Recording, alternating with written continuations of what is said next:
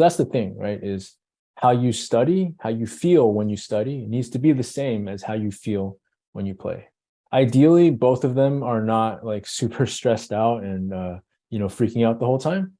But instead, ideally, the place is to feel good and connected and relaxed and present inside yourself for both, right? So this is very, very important. And if you commit to this, if you really decide that this is something that you want to be important to you, then I can pretty much guarantee that as you put more attention on how I study is how I feel when I study is how I feel when I play, that you're gonna have some really good results. So let's start with that and we'll go from there. So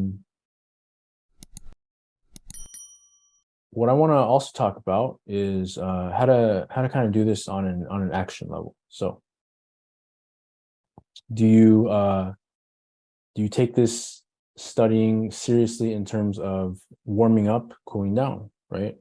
Do you warm up before you study? If you don't, then it's not really gonna go well, right? So if you take it seriously enough when you warm up to go play, and cool down when you go play, why would you not also take it just as seriously when you are putting the information in? How much do you tolerate distractions, right? So these are all questions that just come down to like how committed you want to be to the information going in the most efficient way possible.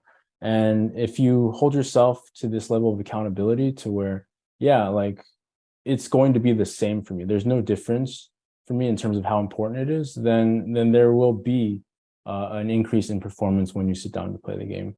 It really is that simple. So if you look at the top athletes, if you look at golfers, when they go out to the practice range in golf, every shot that they take when they're out on the driving range is just as important as any shot that they take when they're out on the course. So they line it up, they visualize, they feel it, and then they let it go. But for people who are not as serious, they just hit a ball, hit a ball, right?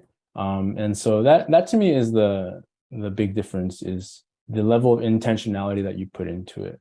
So that's kind of my thing that I think, super simple, but it's going to require commitment on your end to implement. So play with that and just notice how you feel, right? So notice about, when is my pace getting too quick?